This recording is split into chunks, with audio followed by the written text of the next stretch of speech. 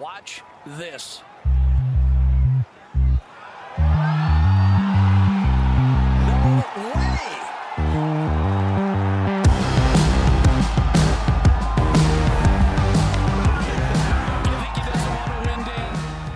So, John, welcome back to the podcast. A repeat. Second one, yeah. How you feeling? Yeah, privileged, yeah. A joy. I obviously wasn't there. This is the first time we've met properly, and you were up at the Open at St Andrews and spent some time chatting to Tom. Were you up in the stands or something like that? Yeah, no, I'd met Tom a couple of times before. We'd actually gone 10-pin bowling. Oh, yeah, of course, So, when he was up here. When he was up at Hoylake. So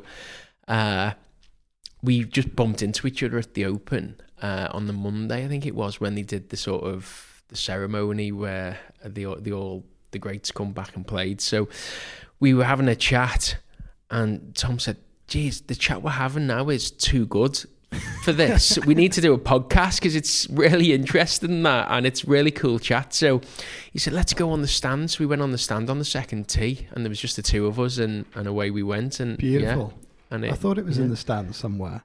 Good week, that. Did you enjoy Yeah, it? it was amazing, yeah. It got a little... I went for the practice days, and it was rammed then. So St Andrews is one that you want to go to just because it's so special. But come tournament days, watching golf is difficult. So went and watched the 4 days from your own home, and that was nice, actually. Yeah, nice. Good stuff.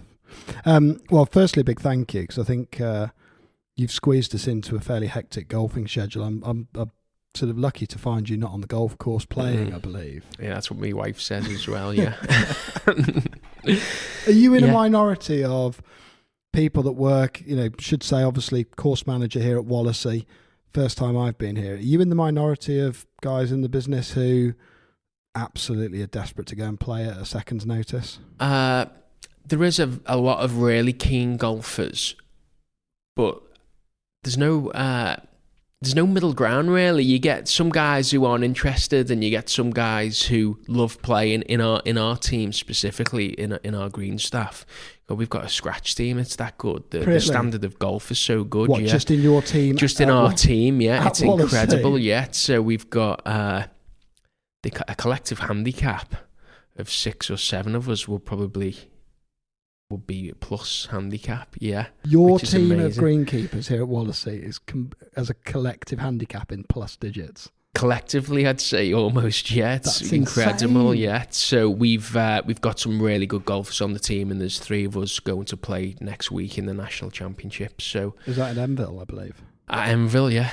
So that's next week. So, but some of the best course managers I know, and some of the people that I've always looked up to, they're not interested in golf. So there's no rhyme or reason, but it's one of the things that I feel really lucky about my job is I've connected with people. We spend time meeting like-minded people. So an offset of that is I get to play a lot of golf courses for free on the basis of knowing so many people. So I wouldn't say I take advantage of that, but it's a nice, massive perk. It's a nice thing to have. Yeah, I've obviously worked in the golf industry for 25 years, so built up a lot of friends within the industry. So we get a lot of visitors at Wallasey, and I get hosted at a lot of courses, and it is certainly a perk of the job for me. It's one of the things that I love, that I can... So the other week I went up to Rawporth Call and played with Ian Kinley and looked round, and that was incredible. Yeah, we were talking about this before we started recording. So that was brilliant. So it just, Ian dropped stuff and fitted us in, which was great, and we're all, a lot of us are friends, so that's nice. How much, because we're going to get into some stuff about Wallasey and stuff shortly, but how much do you feel you could be at a disadvantage doing what you do without an appreciation for how the game is played? And I'm not trying to, that's maybe deliberately provocative, but Tom Doak, not an enormous golfer in himself, plays, but it's not the sole purpose. So I'm sensing maybe not, but is there a massive disadvantage to doing what you do without playing golf? So my train of thought is, some of the best greenkeepers haven't played golf, but for me, the one thing that I feel is a benefit to me is when I walk across golf greens generally and I'm not playing golf, I've got to feel whether they're firm, whether they're soft, what, how receptive they are. Mm-hmm. And you get a feel for it, but nothing beats hitting a ball into a green. No. And feeling how the ball reacts. And if you don't play golf, that's the one thing I think you miss out of. So I can go to a course, an inland course, a links course, and if I hit a 56 degree from 100 yards, there's a way that reacts to how firm the greens are, and just walking on them doesn't really tell you exactly. Yeah. But there's so much you can do with the, Clegg and Pogo and all that stuff. And we do a lot of data collection here at Wallasey. So part of our thing is we do data every single day, as if we're hosting a major championship every day at Wallasey. So that's part of our routine. So we're very data driven, but also we're 50% data scientifically and 50% artists and how we operate. And I think golf, the way I play, is obviously very data driven and want to know how the green speeds are and the rest of it. But it's that feel element. There's that artistry of playing and getting out there, and so that's where I stand on it, really. Yeah, and I guess there's little things like, an understanding of how contours will react and produce different shots around the green, which to a non-golfer is quite hard to picture because we've all been in loads of different situations, so you kind of had loads of stuff to draw on. Take me back to the beginning in your career, because when we sort of danced through it when we were having a sandwich downstairs and a drink, but it was gold that was coming out. You've worked in the industry for ages, but you've got a really interesting sort of path that gets you to here, I feel, anyway. So where did it start and when your first sort of job in the industry came up? Yeah, so I've been in the golf industry for 25 years now, in different forms. So from the age of 16, I was pretty decent at football as well, and I had the choice of really pursuing football or really pursuing golf. And I preferred the individual aspect of golf. So I sort of put the football on the back seat and really pursued golf. And I got to dreams of playing professionally, maybe? Golf. When I was 16, 17, yeah. So it was sort of, can I have a go at football and try and make it as a professional footballer, or do I try and make it as a golfer? So I think I had one season maybe where I played a lot of amateur golf and didn't wear it much, but my putting was generally way too streaky. So I've played with a lot of the top players and a lot of the guys on the tour now, and I was generally averaging 4 to 5 putts around more than these guys. The striking of the ball wasn't too dissimilar, but over a 4-round tournament, having 20 shots. It's 20 shots, yeah. So that's a significant delta. I think I remember playing with Dave Horsey of Formby, and I think our scores were very, very similar. I think I beat him in the morning, he beat me in the afternoon. Striking of the ball was very, very similar, but he just putted me off the park. Everything he looked at either went in or didn't go in, and I had 5 more putts than in both rounds, or we scored similar. But from that point, I was like, I'm not going to be a golfer. My putting isn't up to where it should be, and it's not going to be, really. So by the time I was 18, 19, I was thinking, I do want to stay in golf. I love golf, and that's all. I'd sort of the last 5, from 16 to sort of 20, I'd always, golf had been my main focus. So there was a course at Maesco through Central Lancashire, golf course management with an agronomy element, but it looked at like the history of golf and golf course architecture. So I carried out that course, not really thinking I was going to be a greenkeeper or a course manager, but I just wanted to do keep a foot in the game. So it was a university course and stuff, and not that I was overly academic, but it was something to carry on.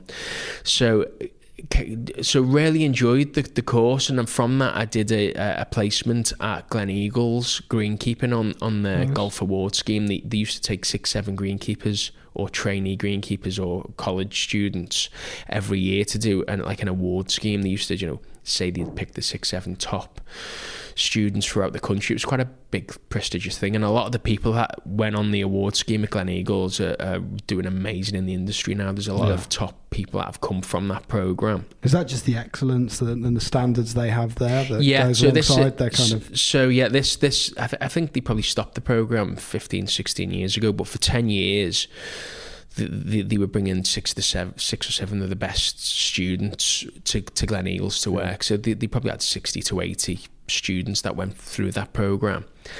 And so I started me greenkeeping at Gleneagles, and I loved it. And it was like, wow, this is brilliant. I actually really enjoy this greenkeeping. So went back to Central Lancashire in my school, finished my college and stuff, and then... so at that point I had my qualifications because I passed. I had some really good experience, sort of 18 months at Gleneagles behind me, and then that gave me the opportunity to travel then. So for the next 10 years I pretty much travelled non-stop. Really? Around the world, yeah. So I also just doing like little short-term assignments. So there was some short-term assignments, and some of it I was working on the ladies' tour and the European tour as an official, and mainly as a scoring official. So I'd go around and set up the scoring systems, but I did some media. So Solheim Cup, I was a press officer and different stuff. By this point, I had a lot of connections within the industry. Yeah. One from working at Gleneagles and then working on the tour. So that allowed me to really travel. So went out to Australia. So I went to Australia 4 years on the run. So worked at Royal Melbourne. Worked at the Australian Golf Club for the Australian Open. Yeah. And then from there went to America and did a lot of travelling in America. Did some tournament support at Riviera Country Club, and then when I was there, I'd spend a day with the superintendent at LA Country Club, and I'd travel around. So went over to Canada, stayed in Canada for a while. So my travels took me around, and while I was doing all this, I was working on the tour as well, which was great. So if I was home in the summer, I'd be all over Scandinavia and Switzerland, and I'd go to Holland and work, and I'd go and play Kenema because it was my afternoon off. So I was very fortunate that I was just engrossed with golf, and because I had a background in greenkeeping, I could get roles at different clubs, and it allowed me to travel. So just on that, what was Royal Melbourne like? You touched on that. So Royal Melbourne was incredible. I can't sort of skip by that. That's just got to be... So Royal Melbourne was another one where I suppose they haven't hosted as many tournaments in recent years. Obviously they've had the President's Cup, but back 15, 20 years ago, they would have a European Tour event most years.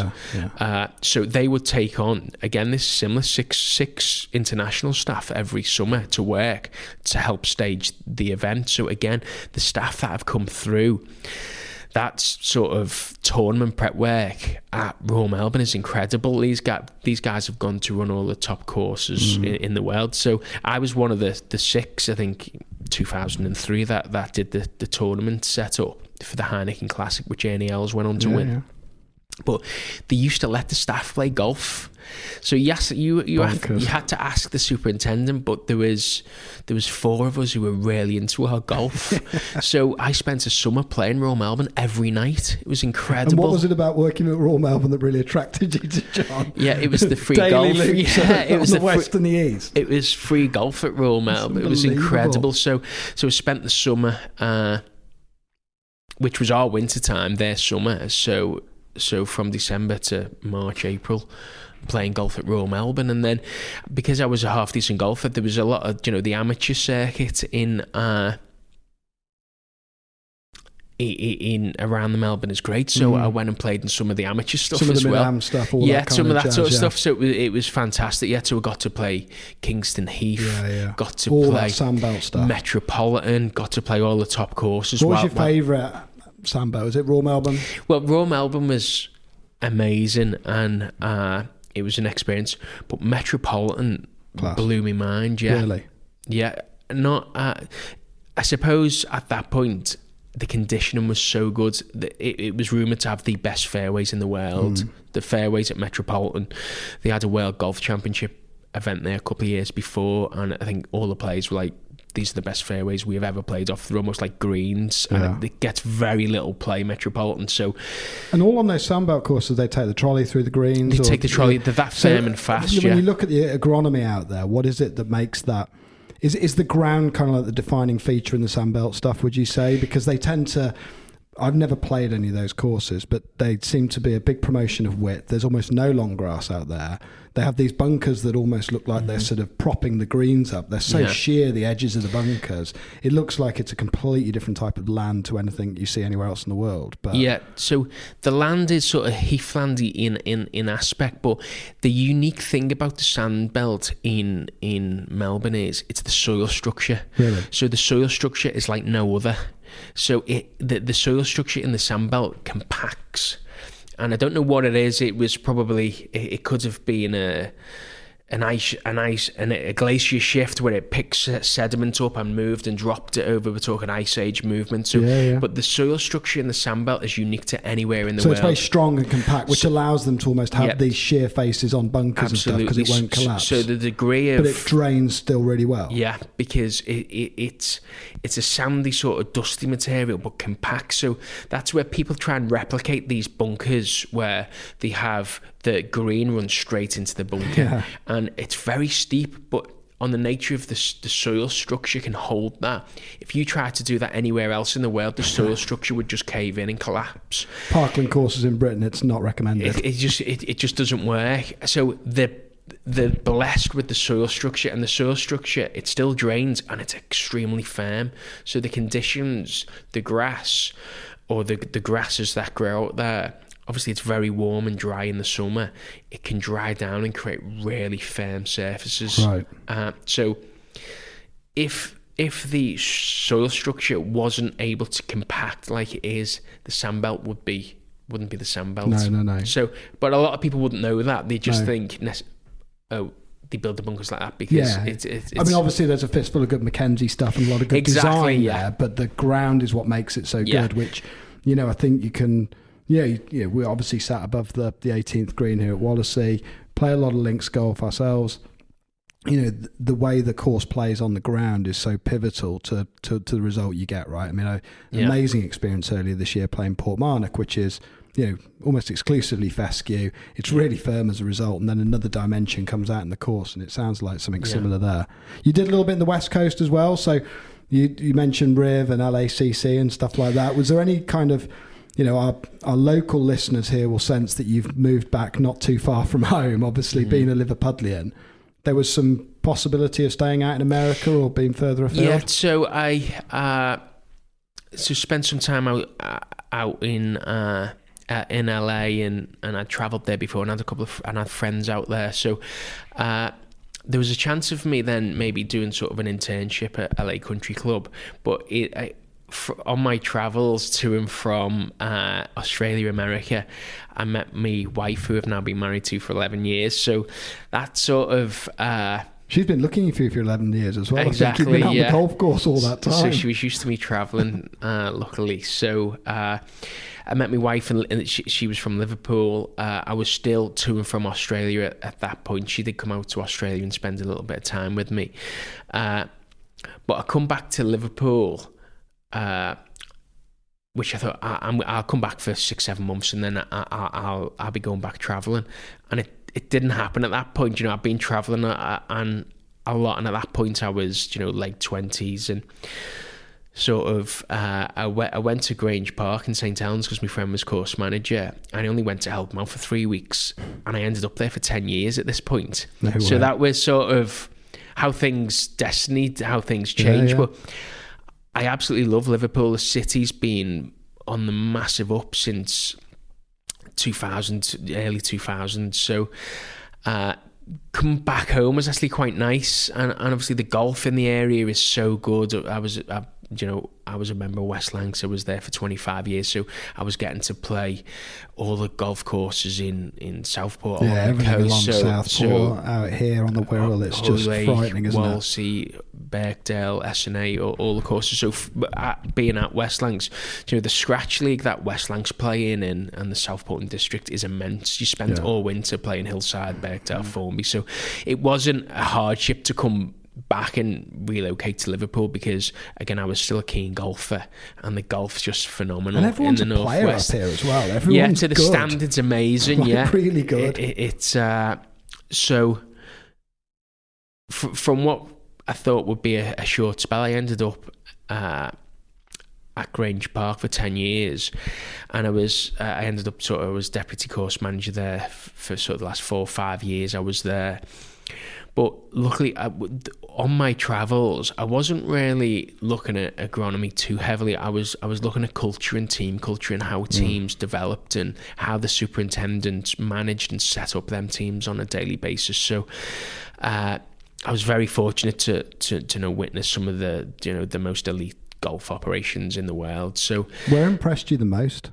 Where were you like, shit, I genuinely did not think you could run an operation that well? Where you were like, my God. So there's different aspects. Riviera for the Nissan Open were some of this might make a lot of sense, but they were re-spinning the units up and sharpening them every single night. That makes no sense to me. So it wouldn't make sense, but it's just fairly, it's pretty incredible that they were going. What do you mean re-spinning the units? So the units that cut the grass, the mower blades, they have to be super sharp to really perform well. So they were tuning them every night to just get. They were doing them every 100%. night. So every night, which is just pretty crazy, really. So most clubs would be doing them every 2-3 months, and they were doing them every single night. Even I think when I've worked the Open and the Ryder Cup and everything, they would do them the week before, and they'd be super sharp. But then they wouldn't do them in between. They wouldn't do them unless they nicked a stone or they wouldn't. But they would do them every night. It was like, wow, this is. But you've never seen anything as sharp. It was incredible. So the idea was I was pinching the best bits from everywhere. He worked the Ryder Cup at Glen Eagles, went back there in 2014, was it? And how the superintendent delivered the debriefs of the morning, how they provided pastries and coffee, and how that they were fed, and or if they were doing education during the tournaments, during the downtime. So I wouldn't say there was any, every single place I'd pick up, the 1%. Yeah. But collectively overall them places, I had a pretty clear vision on what it would take to get somewhere to an elite level. So that's one of my questions is, to get a course to an elite level, is it the marginal gains? Is it those kind of little 2%ers? Is it about, like I said to you, how big a difference is the equipment you're using? And you were like, yeah, that's like enormous. Take it for someone who's just got a complete idiot's guide here to greenkeeping. What are the kind of like core components? Good kit, a fairly efficient work rotor, and kind of how you manage the task? Because I'm guessing you can kind of just burn energy, not getting much done. What are the kind of key ingredients from where you're sat? So the role of sort of a course manager is relatively substantial, and a lot of this isn't seen. So a lot of the time you're operating a £500,000, £700,000 fleet of machinery, which is huge, and having the right kit to do the job efficiently is critical as well. So one of the first things that I done when I come to Wallasey, I analysed every bit of kit for every role that it did on the course, and it was very. It come to light very quickly that we didn't have the kit and the machinery to set the course up at an elite level. So is that just because it's like worn, or like things so a lot of the equipment was starting to age, but how we operate, I could take you down 100 rabbit holes here, so I've got to be a little bit careful. Sorry, I'm going to be a little bit careful. We're operating niche, so so the way we operate is we have a 5-hour window where we set the course up to tournament standard every single morning. So we need every bit of kit to be able to complete its task in 5 hours. So our rough needs to be able to be cut in 5 hours. Our fairways need to be able to be cut in 5 hours. Our aprons, our greens, everything we do. So that allows us to tournament set up the course every single day. Right, Nothing takes longer than 5 hours. So you've sort of defined that. You've like, well, I want to be able to know that I can just get everything on point in that time. Yeah. So in the Open, that there our 5-hour window for us, because they've got half 6 tee time in the Open, so that they will be starting on the course the staff around 4ish, and they've got a 2 hour window. Yeah. So they would have to have 12 fairway mowers to cut in 2.5 hours. So because our first tee time is 7 o'clock and we're in at 5:30, we know we base our operation on, we can keep ahead of golf as if the first group was the Open. Yeah. And so we need a 5 hour window to be able to fully cut the course. So we needed to invest in kit to allow us to do that. So we made a significant investment in machinery at Wallasey when I started, to allow us to tournament set up the course every day. So that meant we had one fairway mower that used to take 10 hours to cut the fairways. So that would mean, it was spread over 2 days. If they wanted to cut all the fairways, they were within golf cutting fairways. So we got 2, which took it down to 5 hours. So my operation would only really work if we were able to buy 2 fairway motors. So that's what we've done. Yeah. So the machinery is a huge aspect of being able to present the course at an elite level. And then from there, which is obviously the most important thing, is staff. So you need the right amount of staff with the right kit, and you need the staff to be inspired and developed to be able to produce the standards. And there's quite a big mix basis there, right? Because I think, we were talking about jobs in the greenkeeping industry, weren't we, a little bit earlier? But, Is it as an attractive career route now as it maybe was 20 years ago? I don't know. I mean, are there more jobs out there? Is it harder to find good people? What's the sense? Yeah, so the most difficult thing now in the golf industry as a whole is recruitment and recruiting staff. There's not the people coming through for the jobs, and a lot of greenkeeping is seen to be quite unsociable now. You've got to work weekends. So our staff come in at 5 a.m. every weekend, Saturday and Sunday. It takes, they're up at 4, 4:30. We start at between 5 and 5:30 all summer. So again, you're up at 4, 4:30. So it's not that the hours are relatively unsocial, so it's not that attractive. Yeah. Although I see it as brilliant. Clear the afternoon for golf and family and stuff. They finish at 1 o'clock. Yeah, a lot of our staff 1:30 every day in the summer. So it's how you look at it. But I'm very much glass half full. So I'm really positive that we've got a fantastic team at Wallasey, incredible green staff. If you invest in them and you pay well and look after staff, then the still club's doing very well. So it's like the fittest survive, so to speak. So we are, there's a big push now to try and get our staff on more money to retain them, because we have lost staff in the last 2 years to go to factories, to go to other careers, because it pays $5,000 more. And money is obviously, makes the world go round. Do you think leadership's kind of a little bit undervalued? I know that's like your sort of, that's your big thing, right? Is how do I lead a team? Like, we're recording this podcast. We should say, you've got a management meeting and you're like, I'm going to send one of my guys into it because it's just about development. Is that overlooked in the industry a little bit? So basically all the greenkeeping qualifications and entry level into greenkeeping, and even as you move up to higher level greenkeeping, at no point is management or developing staff or HR or any of this is, you don't do any schooling or college work or anything at all to do with how to develop and manage staff. There's 15 staff at Wallasey that I need to manage. Managing the team is ultimately the hardest job. The golf course is the easy bit, and there is a massive black hole in the industry where course managers and head greenkeepers haven't been given the skill set to manage people. Do you think? So you get a lot of people that have worked at a course for 20 years and has just naturally progressed because they've been the next in line. They're competent, and they could be very good greenkeepers and very knowledgeable, but and it's not their fault. There's been no pathway to educate for management and leadership. So, and again, I was lucky to travel around, but I'm very passionate about leadership and team culture and how to build elite team culture. So I suppose that goes from my footballing days and all the rest of it. So for 20 years, I self-educated me, read a lot of books, listened to a lot of podcasts, done a lot of research, went and met leaders in different industries and fields, which I then could bring to the course management industry. Because there's elements of things like Clive Woodward that you can just drag and drop into any team setting, right? It's like, oh, we got a uniform that's just on point and makes us feel better. Yeah, absolutely. And then it's like, okay, now I look the part.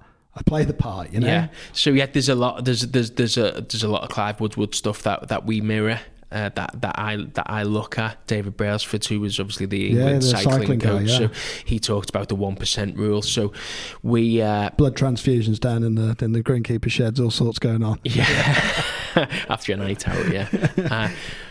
So this is sort of what I sort of geek out on, is a lot of these, you know, the management and developing people and how to create a high performing team within specifically within greenkeeping. Yeah. And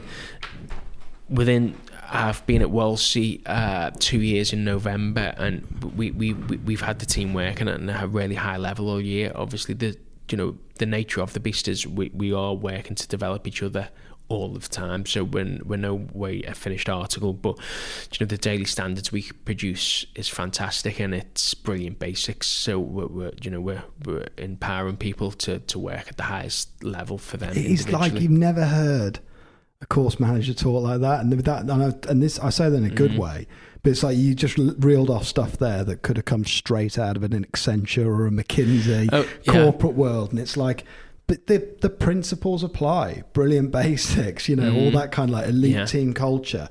You just never hear, you know, it's the first time I've heard people talk about, you know, their teams in that way in this industry. It's just something that's overlooked. It's just, it's mental, and it's so powerful. Yet, so obviously we have a thing where no staff works with burden, and you know, no staff works with burden. With burden, yet. So you don't go out on the course and work if you've got issues.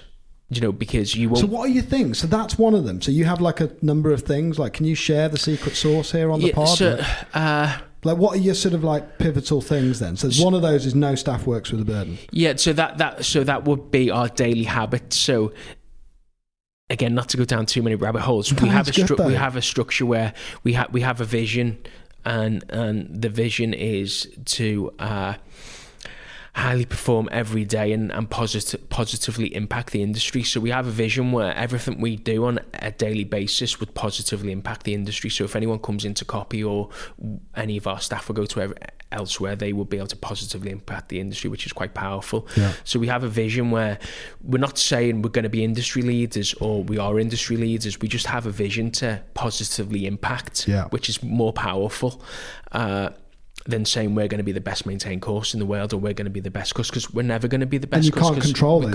There's things you can't control. But we can control positively impacting.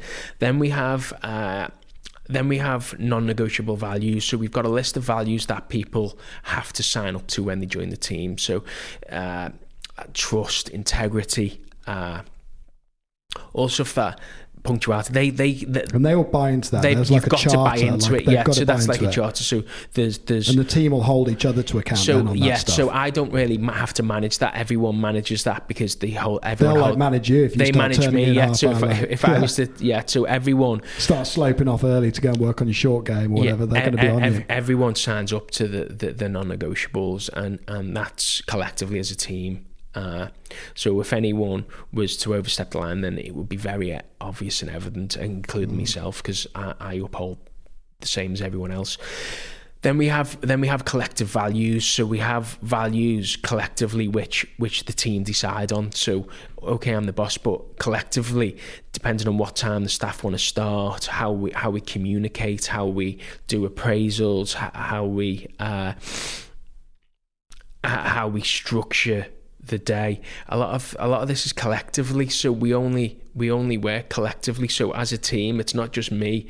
Everyone's empowered to make a choice and be part of the overall picture of the team. So so that's great. So the collective values are really important. And we have pillars that we aspire to, which is excellence and passion, integrity, and then something that I've been working on more recently is daily habits. So this is something that's relatively new and that I've created within our team. So the idea is we nail the basics every single day, and that includes daily habits. So everything we do is relatively basic. We're not doing anything extraordinary, but you're doing we're brilliant So at when the you basics. cut a hole, you just cut a hole great. So when we cut a hole, there's only one way to do that, and all 10 people in the team know exactly the same, and that's this is nuts. Exactly this is great stuff. Exactly where they put the box. So if we do course setup and how they line the tee markers up, the tee markers have got to be 8 handmost stripes every single time. So it's easy to do, but obviously to have the basics perfect is difficult. Yeah. So it's no matter, monk-like discipline. Yeah, it's around things that are, like you say, if you strip them back to a really pure form, they're quite basic things. Mow a tee box and put the tees in. 99% of golf courses out there just mow the tee box in any direction or however they want to do it, and they put the tee markers down. Yeah. And if they point in the right direction, that's a bonus. But you're like, that as a discipline, I want that done better than anything, because we can control that. We can control that. So the basics. So we do data collection every morning, where we collect the greens, we stimp the greens, we rank the greens, we look at the moisture level. It takes half an hour. We do that every morning. It's basic. How many clubs do that sort of stuff daily? Tournaments set up they would, but for daily general club golf like this, you wouldn't do daily stimp clegg readings, would you? A wet December on the Wirral, people aren't, but it's basics, isn't it? But you it? just do it. It's like, basics. It's pouring down, but we're still going to take a clegg reading. It's brilliant basics. So everything we do is very easy to do, stripped down, but it means no one would... I'm not saying everyone works without bedding 100% all the time, because that's impossible.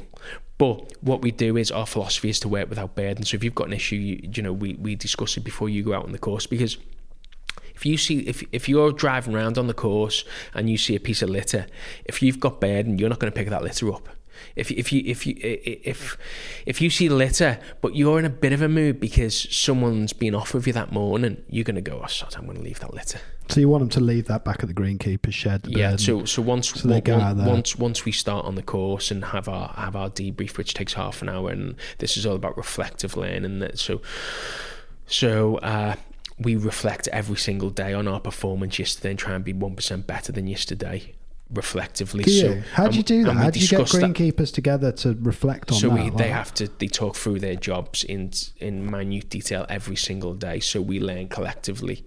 So once Can you give me an example? Can I put you under the gun? Give me an example of something you've done today. How would you reflect on that for that 1% the next time? I don't know. Pull something out you did today. So for instance, this morning we reflected on yesterday. So the fairways were verti drained yesterday. So there's one guy with the crew with verti draining. So he would talk in stringent detail of what route they went on the course. So they did the 18th first, then they did the second path, then they did the third fairway, they did the fourth, the fifth. So it's in very, very detail. And so we would reflect on it. Could he have done that better? Could he have done hole 7 before 6? So, but as a collective. So the guy, whoever was cutting tees yesterday, would go through, he cut tees and the order he went in, and collectively we try and see if we could do that better. Was there anything that they could have done better on that route? So we reflect on that every single day. So this is a lot of stuff where, I'm developing, and it's organically growing, and it's philosophies which I now speak sort of internationally about these philosophies. So again, I'm speaking at Villa Park in November for Bigger, and we're talking about managing and structuring teams. So this is, but it all comes down to the crux of it is doing things consistently every day to an elite level, which is actually basic. Yeah. That's gold. That's gold on this podcast. That is, honestly, it is infectious to listen to that sort of stuff. Like, that's mental when you hear it. And then the other sort of pathway that is, so we don't have a goal. We don't have a goal. We're not like we're better than Hoylake. We're better than Westlands. You're not orientated around course rankings. Although I'm on ranking panels, that's irrelevant. We don't have goals. We're not looking. We have. All we're looking at is doing the right things properly every single day and collectively. So when you've got 10, 15 people working to the best of their ability, the sum of all its parts is greater than of course. The output is greater than almost the input. I'm trying to mix my words up a bit here. So if you get that, and in such a short time at Wallasey, you know, we're far exceeded where we are within 2 years to when I was at what I was anticipating, and that's to do with, you know, course presentation, standards of greenkeeping. Obviously, these things take a while and to embed in a team, but we're starting to really hit high levels of attention to detail, which I thought would take 3, 4, 5 years, and we've done it within 2 years, which is fantastic. Which is exciting. Is it hard to keep raising the bar now? Can you keep finding 1%? I don't know. Yeah, because we reflect. Yeah, so you can still squeeze the last drop out each time. So every day we learn, so we can get better all the time. I can get better. I can improve myself collectively. So I'm reading a lot of different books now. I'm looking at a lot of different podcasts, looking way out there for inspiration, so I can improve as a manager, which would help the staff improve as well. So it's important that I really keep developing, and that's why I do go and play a lot of golf courses still. I do go and learn because I'm looking for inspiration. You don't want to be playing all this golf, do because you? If I you can, want to be developing. That's if I can it develop and it helps the team develop. Yeah. I mean, like you say, to almost feel like, you know, I didn't think we'd get to this level now, and we've achieved it within 2 years, and it's like, okay, we're going to keep resetting, we're going to keep thinking about how we're going to get sharper. We're just going to, you're using that process rather than using like maybe more of an external goal that says, okay, we've now arrived at this point. Well, then it's quite difficult. It's like, oh, okay, we've now got into top 50 GB&I, or we've been regarded as the best condition course in Lancashire, you know, in Cheshire or whatever. Then it's harder to move past that. Whereas if you keep the same goal as being like, we're just going to constantly get better at what we do, and we're going to control. It is quite refreshing. Like it's really different to how I would have expected you to articulate it. I mean, to try and just talk a little bit about the course. By the way, I can't believe we're sort of 35 minutes or whatever 47 minutes into a podcast, and we haven't even talked about Stableford or Bobby Jones. But before we go there, the course itself, I feel like there's, you know, from everything I hear, there's untold potential out on those links at the moment with what you can do. How would you kind of bring some of the core stuff to life? Yeah, so I've been, as I say, grew up at West Lanc, so I've been playing Wallasey for over 20 years. So, and Wallasey, out of all the courses from the Southport coast up into the Wirral, it was the one course growing up that I believed had the most potential out of all the courses along the coast. And we're talking, obviously, the calibre of course is fantastic, but the dune land and the parcel land that Wallasey sits on is very special. And I never thought the dune land was made the best of. We've got a great golf course, and it's great to play, but we're blessed with an amazing site. You know, half the but course. You're not maxed out on the routine. You don't feel like you've got. I mean, where we're sat in this, we're in the committee room, right? So we sit above the 18th, and there's this wonderful kind of like rolling dunescape. You can see the 18th sort of tumbling into the green that's below comes into a sort of near the bar. As far as I can see, like, land is staggeringly good. Like, so you think there's more that could be done in terms of squeezing it all out of that, you know? Yeah, so the land's absolutely incredible at Wallasey, and we've made lots of easy wins very quickly. We've increased the green size by 25-30%. Huge. We've increased the runoffs by 50%. We've increased the fairway size. We've given more width. We've made the rough more playable. And that's all within your gift as course manager, right? Because one of the things you're responsible for is the strategy and the continual development of the course. So that's not coming top down. You're just like, I just want to increase the playing surface here. Like, let's make it bigger. Yeah, so there's a lot of easy wins, and we'd lost a lot of our contouring because it was in inch-long grass. So we've revealed all that, and just by looking at the cut lines and the green sizes and the runoffs, the golf course plays incredible already. It's like when I play it, I'm like, wow, I want to be long on three now all the time because the ball runs back. Where before you hit it long on three and you'd stick up on the bank. Yeah, you're in heavy grass. Yeah, so all of a sudden the golf course, we're getting the most out of the golf course as it is now because our cut lines are right, and it's playable and it's good fun all of a sudden. Mowing lines massively overlooked, you'd say, by a lot of courses? Oh, hugely, yeah. So the mowing lines and flow of the golf course, so how the holes flow from one green to the next tee is huge, and it's often overlooked. And I know the guys take the piss. I mean, like, I think you listen to the podcast sometimes, and it's like the guys take the piss because I'll be like, oh, I love a transition. But it is great when everything's tied in, because there's a feeling of continuum through the golf course. Oh, and absolutely. And a lot of the time, I think over the last 50 years, it's evolved into this world of, I play this hole and then I want to play the next hole feeling like it's a complete separate enclave to what I've played before. And it's like, no. You want it to feel like a continuum, right? Yeah. And that's where, again, that's one thing that Hoylake's been, over the last 15, 20 years, their transitions are fantastic, amazing. So, again, puff calls were fantastic there. You can see them they've been working a lot on that. And that's what that's what we're trying to do here now. We're improving transitions, improving flow, improving contour, and there's some unbelievable contouring that was lost through scrub, through degenerate woodlands. So we've cleared a lot of the degenerate woodlands off the course, a lot of the scrub. Trees. Yeah, so we've cleared a lot of dunes that were health and safety risks that had come to the end of their life cycle, and we've opened up dunes that people never knew existed, and we're talking 50, 60 foot dunes. So the site, all of a sudden, we're ripping it back to how it originally was, with no scrub, no trees, lovely flowing walkways, big green surrounds, massive fairways.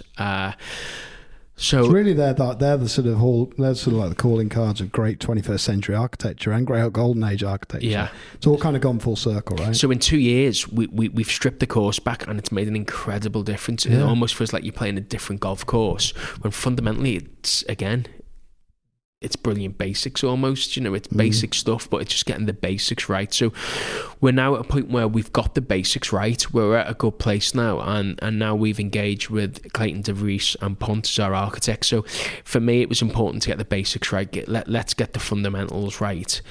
And that's what we've done over the last 2 years, and it's come to the point now where we need to progress the links further. So I was happy to do grass pathways, put new tees in, level tees, recontour some bunkers, but it's bigger world thinking now, and to be able to do that, we need to partner with some like-minded people, and Clayton DeVries, Pont have been appointed as our architects, and we're looking to develop the course further now.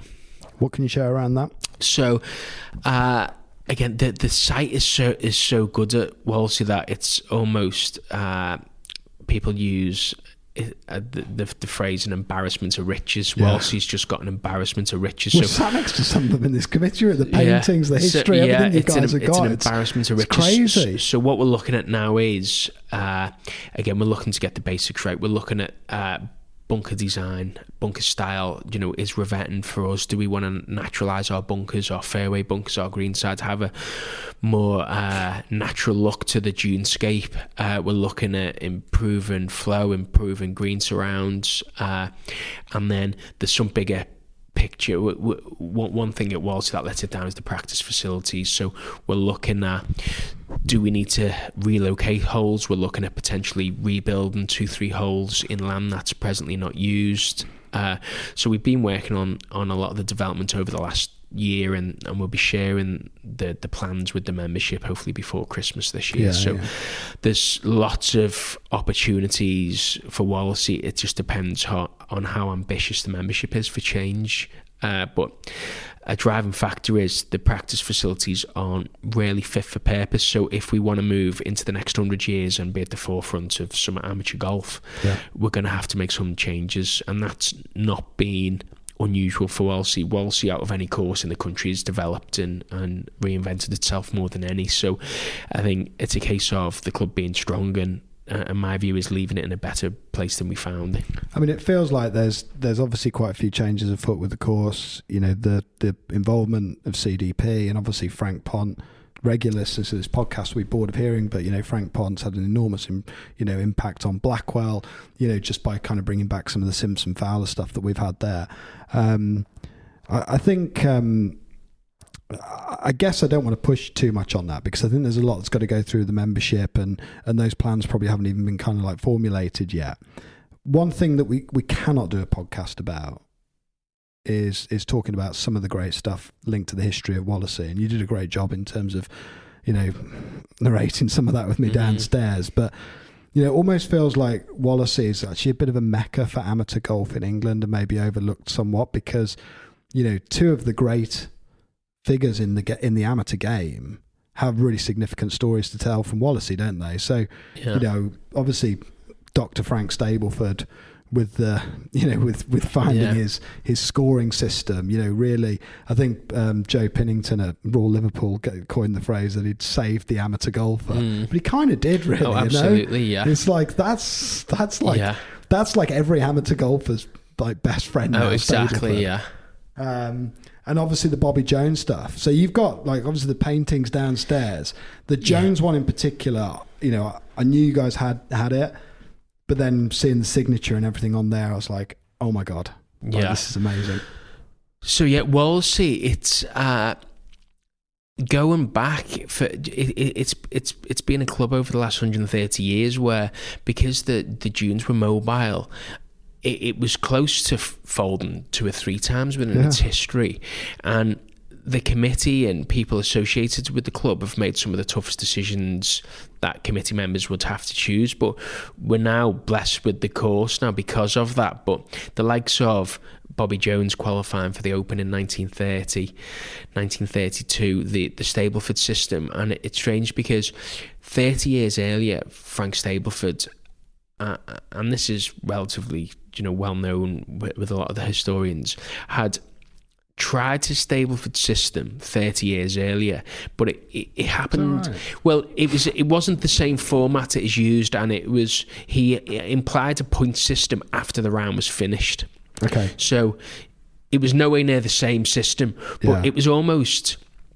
He never ever talked about 30 years prior, because I think it wasn't well received. Just didn't kind of get off the ground. Whereas the success of it didn't get off the ground. It's the fact that it allows youngsters to park it on the green, doesn't it? I think that's the beauty of Stableford, is the fact that you can have an absolute disaster, but you can then park that before you hit the next shot after that. And then the beauty of it at Wallasey is, in 1932, when, you know, 30 years prior, he never even talked about that, because it was a different system. It was a point system that was played, that was added to the scorecard after the round, so to speak. He obviously was the second hole into Prevailing Winds, a really tough hole, and it's notorious for people ripping the scorecard up. And at this point, he probably had ripped another scorecard up in the May of '92, and had said, right, we've got to find a better idea. And it's a testament to the Wallasey members that they then trialled the system, where obviously you do the point system as you're playing in round, and they loved it. And if the members of Wallasey hadn't, you know, unanimously loved the system, it would never have got off the ground. No. It would have may have been another, you know, who knows? We're just guessing, but it's a testament that they were brave enough to use a different scoring system when back then it would have been so strange and abnormal to go. So it just shows what impact they've had, because they were brave enough to try different stuff. And also, it'd be mad to think how that thing sort of scaled. Like, you know, it's so commonplace to play that now, but there's loads of little formats people make up and play with their friends, but they don't become a globally recognised. I mean, it fundamentally underpins the world handicapping system now. You know, exactly. That's it. Yeah. It's like, how did that ever actually become a thing? Where, you know, obviously, and it's a weird time. It's like early 30s. You've kind of got only about 7 more years before everything kind of grinds to a halt anyway for 6 years. Yeah. So it must have had some sort of like some really early and fast success. Yeah. I mean, like, you know, I don't know it off the top of my head, but I suppose those first 10 years of the Stableford system would be quite interesting to understand, because it must have gone viral for it to reach the levels that by, you know, kind of by the 60s, 70s, 80s, club golf kind of revolves around Stableford system. It's quite strange when you think about it. Yeah. But anyway, we digress. And obviously Mr. Frank Stableford was a past captain and obviously engrossed in the town. He was a local GP, and so it's just a lovely story. And if the Wallasey members wouldn't have unanimously enjoyed it and backed it, then it wouldn't have carried on. So obviously that's where framed to be the home of Stableford, and rightly so. Yeah. And you've obviously got that wall, which on the one side you've got the Stableford painting, and on the other you've got that original drawing of Bobby Jones, which is famously replicated in Butler's cabin and Royal Liverpool and stuff. It's an incredible story. John, I've really enjoyed that. I sense you might be a three-peat on the pod, because I feel like there's probably another podcast in this next year when there's some more stuff happening with the course. But really good pod. The stuff about the team building and the green stuff and the brilliant basics. It's like, people are going to latch onto that. There's going to be people ringing you up left, right, and centre now. I have every faith trying to get some secret sauce out of you. But it's really interesting hearing you unpack it. So thanks so much for joining. No problem. It's really good. Yeah. Cheers. Thanks, Sam. This